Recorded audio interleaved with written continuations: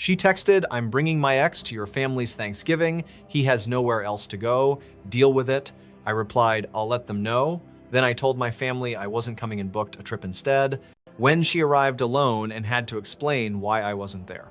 It was 9:15 a.m. on a Monday, 5 days before our official engagement party. My phone lit up. It was from Jessica, my fiancée of 4 years. The text read, "Hey babe, Kyle is having a really hard time." Kyle, her ex-boyfriend of 4 years. The text continued, "I told him he could come to our engagement party on Saturday." I just stared at the screen. Then the final text came through, "I know it's a little weird, but we're adults. Deal with it. Deal with it." 3 words about my party at my parents' house. I stared at those 3 words for a solid minute. Then I typed back, "I'll let my mom Susan know." She replied almost instantly, "Knew you'd understand, to provide the context you requested." I am Ryan. I'm 30 years old. I'm an IT architect, which means I spend my life making complex systems work together. My parents, Michael and Susan, are traditional. They wanted an official party to announce our engagement, 50 guests, caterers booked, deposits paid, and me. I've always been the easygoing one. It's the word everyone uses for me. Ryan, oh, he's so easygoing. It's the word Jessica, my fiancée, certainly used. Our whole relationship was built on me being easygoing. Jessica is a social media manager. Her life is about curating an image, controlling the narrative. She decided which restaurants we went to. I went. She decided which movies we watched. I watched. She decided which vacations we took. I paid.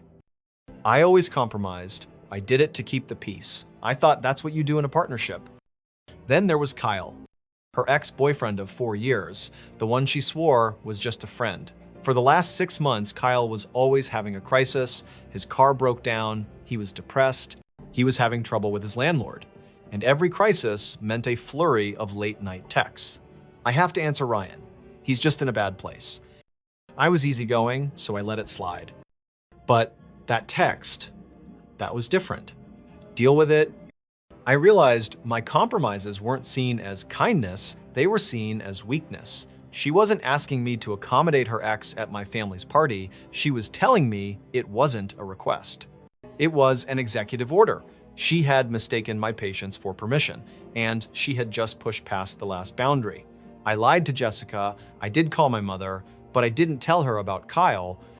I said, "Mom, I have some bad news." My voice was calm, methodical.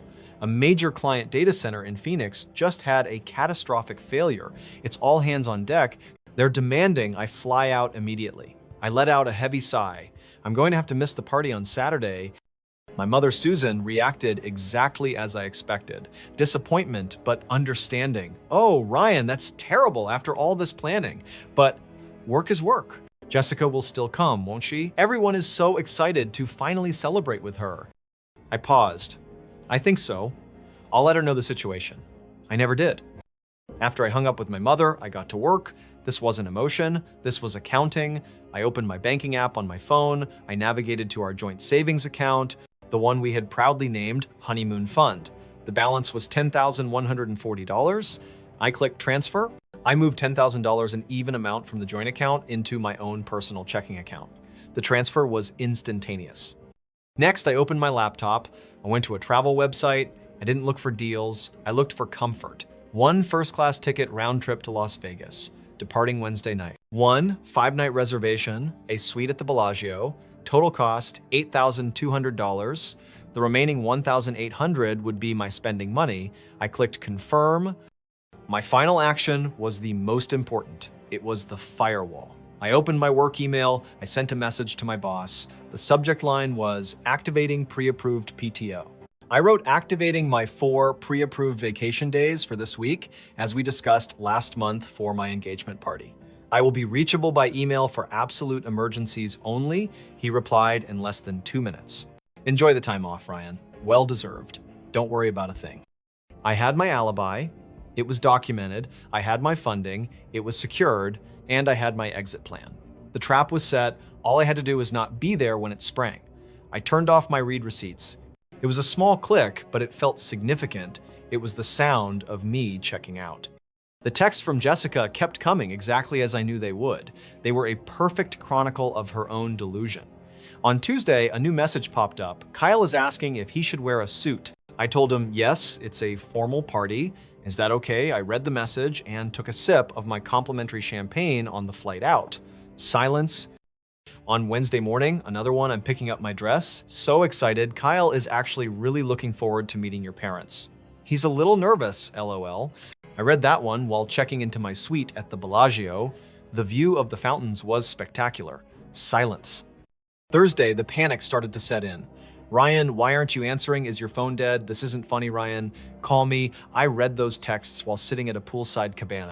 I just ordered my second margarita.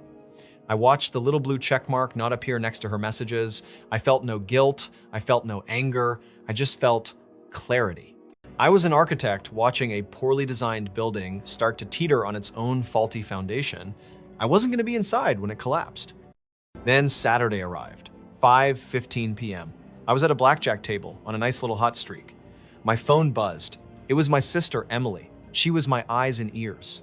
I didn't answer, but I texted her, call you later, send updates. She sent me the full report that night. She said it was a scene right out of a movie. At 5:15 on the dot, Jessica's white BMW pulled up to our parents' house. Jessica got out of the driver's side. Emily said she was beaming, wearing a brand new, expensive-looking white dress like a pre-wedding gown. Then Kyle got out of the passenger side. Emily described him as looking like a confused rental. He was wearing an ill-fitting suit that was just a little too shiny. He kept nervously adjusting his tie. Jessica, completely oblivious, grabbed his hand. She led him up the stone pathway past the two caterers standing by the entrance. Emily said Jessica was glowing. She was ready for her big night. She took a deep breath, straightened her dress, smiled for the invisible cameras in her head, and she rang the doorbell. My mother, Susan, opened the door. She smiled wide. Jessica, honey, you look stunning. Then her smile froze as she looked past Jessica, first to one side, then the other. She looked at Kyle, then back at Jessica. But where's Ryan?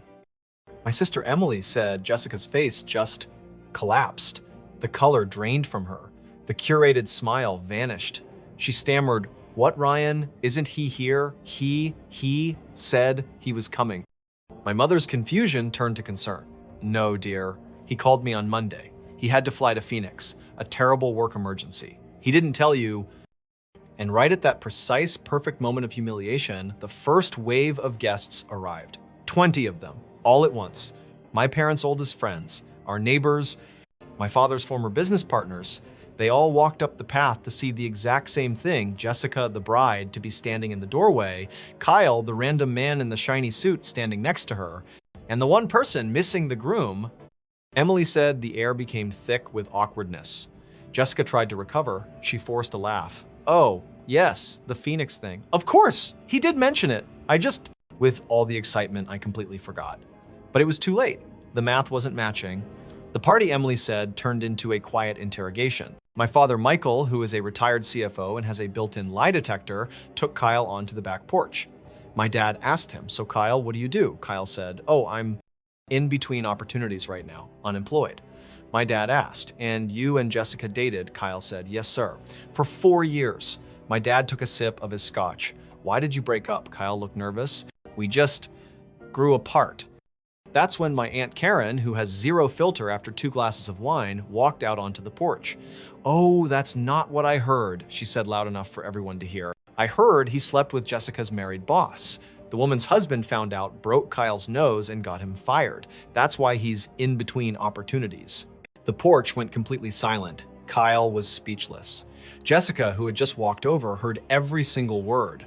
Aunt Karen turned to Jessica, her eyes wide. "So let me get this straight, honey. You brought this unemployed project to your own engagement party without the groom. What on earth is wrong with you?" Emily said Jessica just burst into tears, grabbed Kyle by the arm, and practically ran back to her car. They were gone before the caterers even served the main course. I got back from Vegas on Sunday night. My phone was a wasteland of 82 missed texts and 31 missed calls. I sat on my sofa in my quiet apartment, and I finally answered the 30-second call. Jessica was screaming. I had to hold the phone away from my ear. "Where were you?" I said calmly, "Vegas. It was a good trip. How was the party? You humiliated me," she shrieked. You abandoned me. You left me there with Kyle in front of 50 people, your entire family. No, I said. My voice was quiet. You humiliated yourself. I told you I'd let my mother know what was happening, and I did. I let her know that I wasn't coming. You lied to me. You said you'd tell them. You let me walk in there. You gave me an order. I said, cutting her off. You told me to deal with it, so I dealt with it. By removing myself from the equation, this is when I finally understood. You see, Jessica thought I was easygoing. She thought that meant I was a doormat. I had been compromising for years just to keep the peace. She saw that as weakness. She thought she could just unilaterally decide to replace me with her ex at my own family's table. She tried to make me a guest at my own engagement party. She pushed and pushed and pushed, thinking I would never ever push back. She mistook my patience for an invitation. She created the entire situation. She built the bomb. She lit the fuse. I just very simply was not willing to be there when it finally went off. The fallout was immediate. Jessica, being a social media manager, did what she does best. She tried to control the narrative. She posted a long, vague story on Instagram. It was all about how male insecurity and immaturity can ruin a perfectly good relationship. About how some men are just too threatened to handle female compassion. A lot of her friends commented, "You're better off, honey. He doesn't deserve you." Then my sister Emily, who is also in marketing, saw it.